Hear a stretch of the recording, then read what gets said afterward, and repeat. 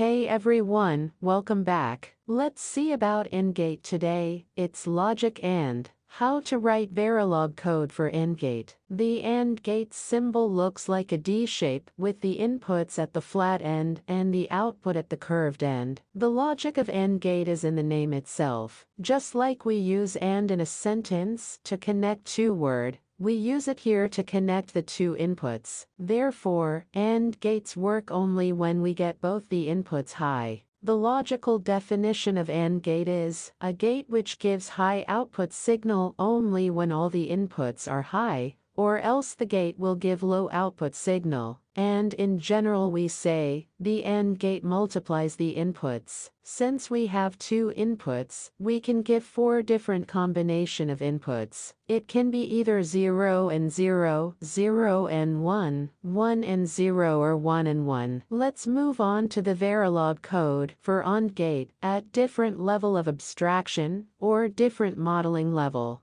The first one is gate level modeling or structural level modeling. In this type we are going to use a built-in primitive gate called AND. This will help us in multiplying the input. We will start by defining the module and declaring the input and output. We can either declare them in brackets along with the module name or separately below the module name. In both cases we have to use keywords input and output to decide the direction of the signal. I1 and I2 are the input ports, and O is the output port. We will use the built-in gate as AND off O, I1, I2. The output port is written first, then the input ports I1 and I2. Next type of modeling is data flow modeling. Here we will use a keyword called assign to give the continuous input value. We will use ampersand symbol to indicate the AND functionality. We will take the same define module and declared inputs and outputs and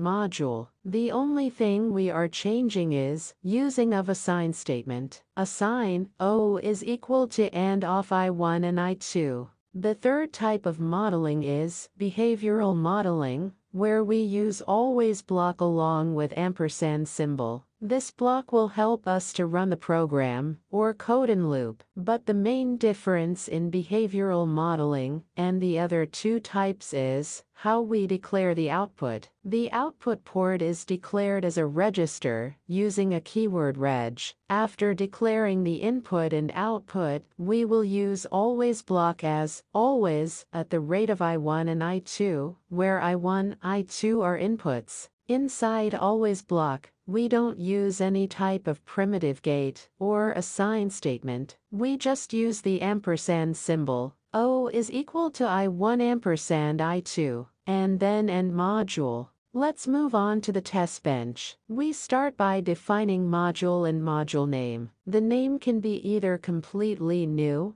or you can make a few changes to the name you have used in the code, like attaching TB, short for test bench. Then declare the inputs for test bench using reg and output as wire. Again, you can use same port name or different. I would suggest to add number like I11, I21 and O1 to make it easier to instantiate the data in code. We instantiate the design and test bench by using module name of Verilog code and add DUT or UUT, then declare the reg and wire in brackets. We then use initial block to set the values of the variables. Initially I1 and I2 is 0 every 10 seconds. They will change according to the truth table. Then end the initial block before ending the test bench module. Let's try these codes in QuestaSim. I have copy and pasted all the codes together. We will just use slash and asterisk to convert the code into a comment. We have gate level modeling in test bench here, and the rest of the code is considered as a comment. Let's stimulate the test bench and see the output.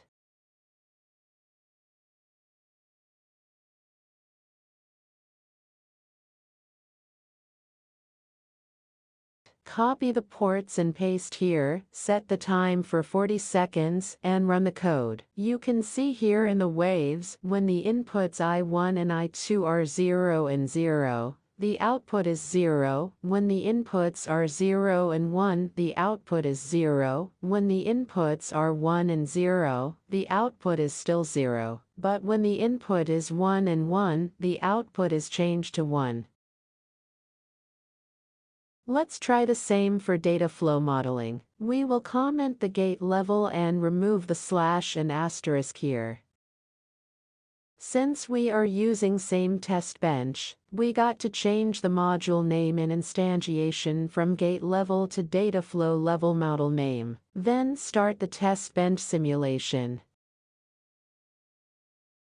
Paste the inputs in here and then run the code. Here we can see the output 0 for the first 3 inputs 0 and 0, 0 and 1 and 1 and 0. Only when we have both inputs as high, the output is high. So lastly, we will see how the behavioral modeling is by changing the input variables as well, comment the codes, and change the module name in test bench.